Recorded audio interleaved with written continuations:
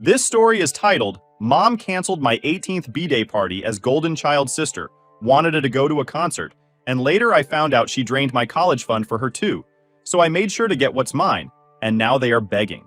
Hey everyone, if you're enjoying these stories and want to support the channel, don't forget to hit that subscribe button. It really helps our channel. Now let's start the video. OP starts by saying, Hey Reddit, I wasn't sure if I wanted to share this, but after thinking about it, I decided it might help to get it off my chest. So, a few weeks ago, I turned 18. Yeah, the big 1-8. I had it all planned. A small party at home with my friends. Nothing crazy, just pizza, some snacks, maybe some games or music. Something chill, just the way I like it. But let me tell you, things didn't go the way I hoped. In fact, my birthday ended up being one of the worst days I've had in a long time, and I honestly feel like I need to vent about it. So buckle up because this is kind of a long story. Let me start with a little context. I have a younger sister, Rachel, who's 16. She's 2 years younger than me, but somehow manages to feel like the center of the universe in our family. She's outgoing, super bubbly, and the kind of person who can talk her way into or out of anything. I'm not saying that's a bad thing, but when you're her older sister, it can feel exhausting, to say the least. And then there's my mom. Ever since we lost my dad 2 years ago, it's like she and Rachel have this unbreakable bond. They do everything together. Shopping, watching movies, going on these little girl trips. Meanwhile, I'm just there. Don't get me wrong. I know my mom loves me, but it's like she doesn't see me the same way she sees Rachel. Rachel gets all the attention, all the praise, and all the support. Me? I get told I'm the strong one, which is basically code for figure it out yourself. It's not like this was the first time something like this happened. My sister, Rachel, has always been the star of the family, especially after Dad passed away. Growing up, I didn't really notice the favoritism. If anything, it felt like Dad balanced things out pretty well. Rachel and Mom were always closer. Mom called her her little twin. But Dad made sure to spend time with me. He encouraged my love of art and books, and he never made me feel less than Rachel, even though we were so different. Losing him 2 years ago was like losing the one person who truly saw me. Since then, it's been all Rachel, all the time. She's the kind of person who lights up a room. Charismatic, funny, and good at getting people to like her. Meanwhile, I'm quieter and more introverted. I'm not the type to command attention, and honestly, I don't even want to. But that doesn't mean I enjoy being ignored, you know? Mom has this habit of acting like Rachel's life is the most important thing in the world. Every little drama she has becomes a family crisis. Like when Rachel failed a math test last year, Mom spent weeks tutoring her, and even hired a private teacher to make sure she passed the next one. Meanwhile, I had to beg her for weeks just to get art supplies for a school project. She said something like, "You're creative, you'll figure it out." And that's the thing. She expects me to figure it out because I'm the strong one. It's exhausting. The favoritism became painfully obvious when Dad died. Rachel was devastated, of course, and Mom threw herself into making sure Rachel was okay. I understood at first. We were all grieving, and Rachel was just 14 at the time. But as time went on, it became clear that Mom wasn't just comforting Rachel. She was building this whole new life around her. They started going on these girl trips together, leaving me at home to watch the house. They'd come back with shopping bags and inside jokes, and I'd just sit there, pretending I didn't care. This concert situation was just the latest example of that dynamic. When Rachel found out her favorite band was coming to town, she acted like it was a once-in-a-lifetime event. And maybe for her it was. But for me, it was just another reminder that my needs don't matter as much. Here's the kicker. Rachel didn't even try to hide how much she didn't care about my birthday. She spent the days leading up to it obsessing over the concert, what she was going to wear, which songs she hoped they'd play, how close she'd get to the stage. Every time she talked about it, it felt like she was rubbing salt in the wound. I tried to tell myself it wasn't intentional, but honestly, I'm not so sure. Rachel has always been good at getting her way, and I think on some level, she knows how much it bothers me when she takes up all the space. The morning of the concert, aka my birthday, I overheard her talking to Mom in the kitchen. She was laughing about how boring my plans sounded, and how lucky she was that Mom understood what was really important. I know I should have let it go, but hearing that broke something in me. I stormed into the kitchen and asked Mom how she could just forget about my birthday like that. She gave me this exasperated look and said, "We didn't forget. We'll celebrate later." Rachel's concert is a big deal. You're mature enough to understand, right? That word, mature, felt like a slap in the face. I don't think I've ever hated being called mature as much as I did in that moment. It's like she was saying, your feelings don't matter because you're old enough to suck it up.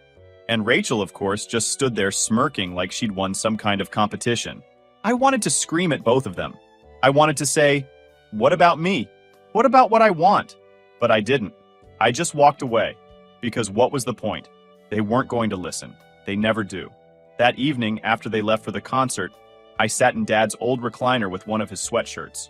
It still smells like him, even after all this time. I don't know why, but holding on to it made me feel a little less alone. I thought about how things used to be when he was here, how he'd always make me feel special on my birthday, even if it was something small like baking a cake together or watching a movie. He had this way of making me feel like I mattered. I don't feel that way anymore. I tried distracting myself by watching TV, but I couldn't focus. My friends texted me, asking how the party was going, and I didn't even know how to respond. I ended up turning off my phone and crying until I fell asleep. Looking back, I think that night was the breaking point for me. It wasn't just about the concert or my birthday. It was about years of being treated like an afterthought. I don't think I realized how much it had been building up until it all came crashing down. The morning after my birthday, I woke up feeling like a mess. My face was puffy from crying, my head was pounding, and honestly, I didn't even want to get out of bed. But then the doorbell rang. At first, I thought it was Mom and Rachel coming home early. I wasn't ready to deal with either of them, so I stayed in bed, hoping they'd just let themselves in. But the doorbell kept ringing. After the third time, I dragged myself out of bed and shuffled to the door. When I opened it, I couldn't believe who was standing there. It was Uncle Matt, my dad's younger brother. He was holding a duffel bag and wearing this look that was equal parts concern and determination. "Happy belated birthday, kiddo," he said, stepping inside like he belonged there. And honestly, it felt like he did. Uncle Matt and my dad were close, like really close. Growing up, he was around a lot. He'd come to family dinners, take us to the park, and sometimes even babysit when Mom and Dad had a date night. He was the fun uncle who never took himself too seriously. But after Dad passed away, I barely saw him. Mom kind of cut ties with Dad's side of the family. I never knew why, but I figured it was just too painful for her to be around them. Seeing him now, out of the blue, felt surreal. He put his bag down and gave me a once-over. "You look like you've had a rough couple of days," he said, not unkindly. I didn't know how to respond, so I just nodded. We sat down in the living room, and he asked how I was doing. At first, I tried to play it cool, saying something like, "I'm fine," but Uncle Matt wasn't buying it. He gave me this look that said, "Cut the crap." "I heard from a little birdie that yesterday didn't exactly go the way you wanted," he said. I guess my grandparents, Dad's parents, must have told him about my birthday being canceled. They're the only ones on Dad's side I'm still in touch with, and I'd mentioned it to them during a phone call a few days before. That was all it took for the floodgates to open.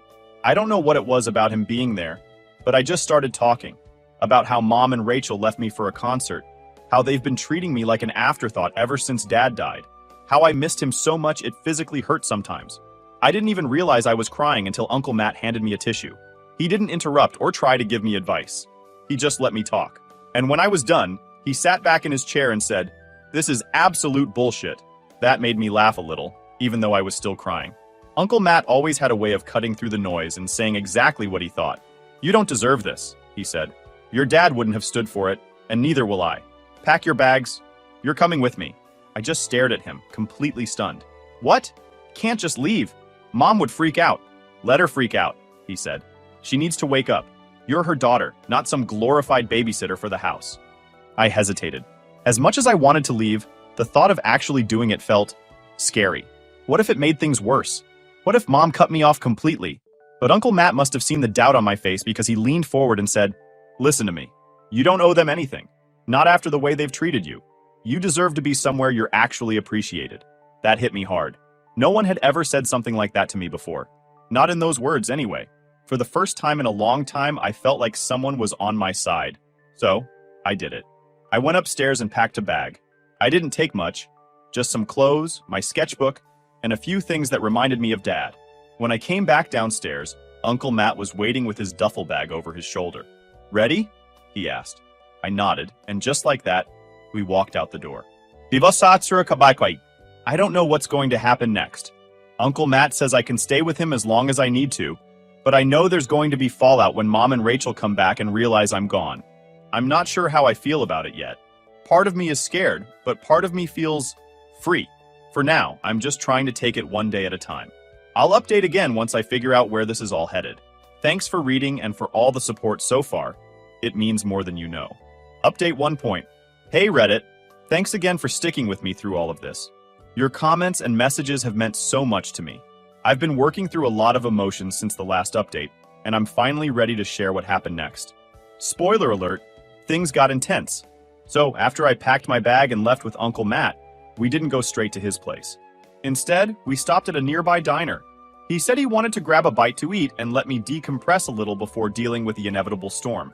I didn't realize how much I needed that until I was sitting in the booth, sipping a milkshake while he told me funny stories about him and my dad growing up. For the first time in days, maybe weeks, I felt like I could breathe. But eventually, the moment of calm had to end. Uncle Matt looked at me over his coffee and said, "All right, kiddo, time to face the music." We headed back to my house, and when we pulled into the driveway, Mom and Rachel's car was already there. My stomach dropped. I could see the living room light on through the window, and it looked like Mom was pacing. Rachel was nowhere in sight, but I figured she was probably upstairs. Typical. Uncle Matt parked the car and turned to me. "You don't have to say anything if you don't want to," he said. "I'll handle it." I nodded, too nervous to speak. My heart was pounding as we walked up to the door. Uncle Matt didn't even knock. He just opened it and strode inside like he owned the place. "Hey, big sis!"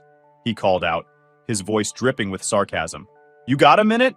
Mom came rushing out of the kitchen, looking both confused and annoyed. "Matt? What are you doing here? And why?"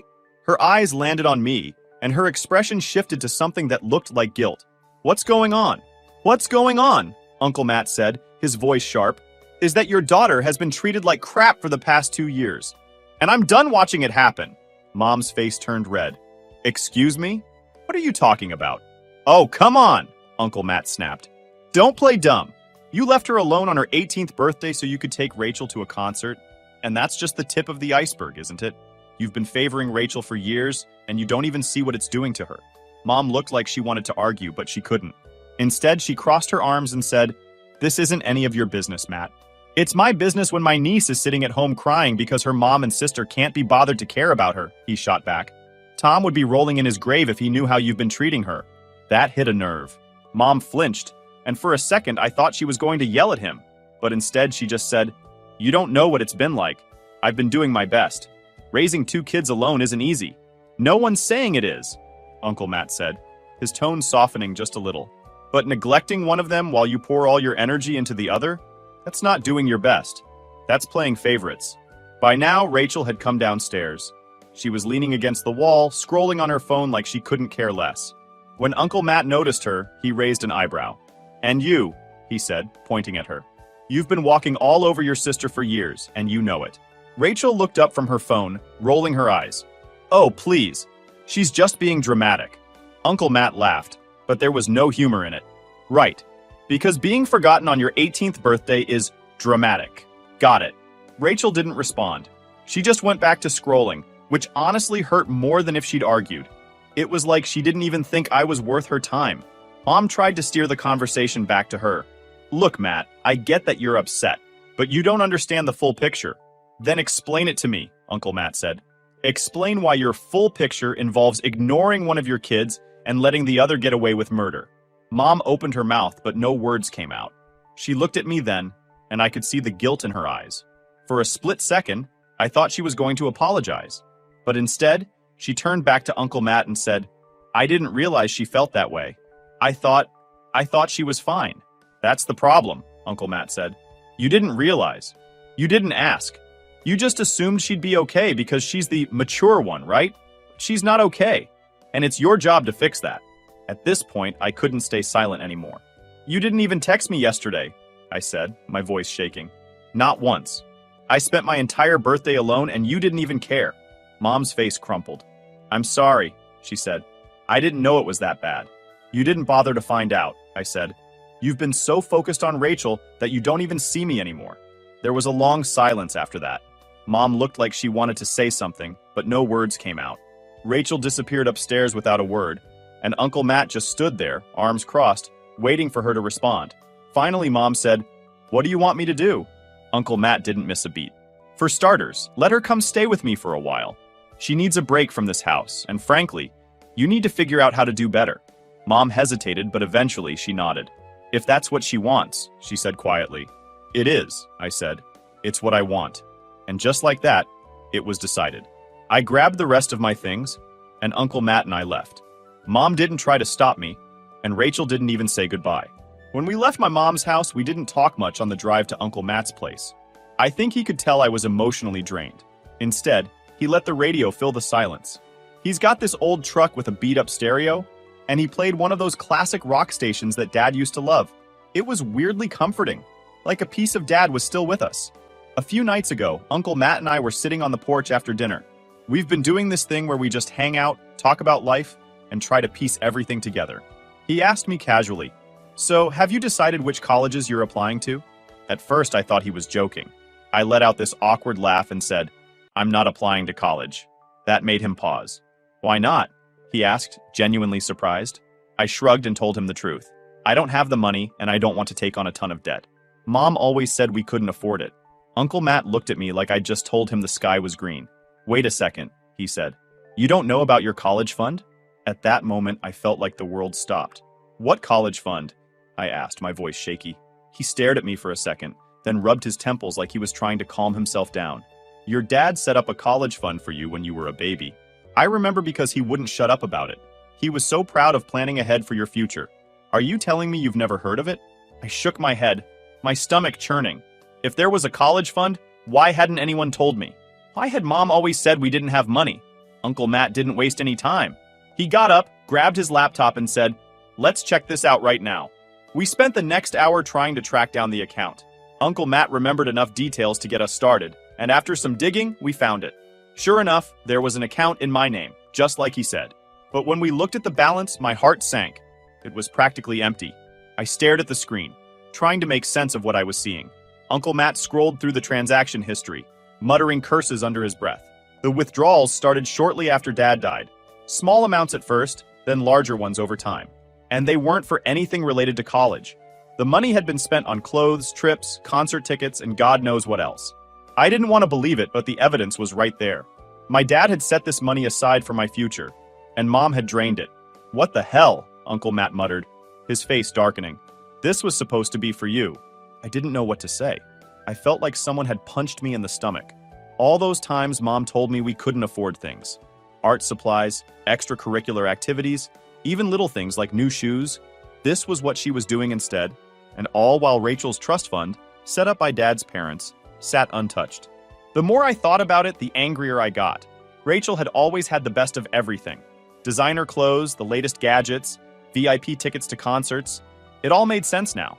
Mom hadn't been budgeting carefully or making sacrifices for both of us. She'd been using my college fund to bankroll Rachel's lifestyle. I turned to Uncle Matt and asked, "How could she do this? Didn't she know what that money was for?" He sighed and shook his head. "She knew. Your dad made sure of it. He even made me promise to check in on it if anything ever happened to him. I guess I dropped the ball on that, and I'm sorry." "It's not your fault," I said, even though I felt like crying. "You didn't know." He put a hand on my shoulder and said, "Well, I know now, and I'm not letting this slide." That is it. For today, I will keep you all updated. Update 2. Hey Reddit. I wasn't sure if I wanted to share this part of the story. It's been messy and emotionally draining, but I feel like I owe it to myself to get it out. After discovering what Mom did with my college fund, I decided I wasn't going to just sit back and let it slide. With Uncle Matt's help, I confronted her, and things got intense.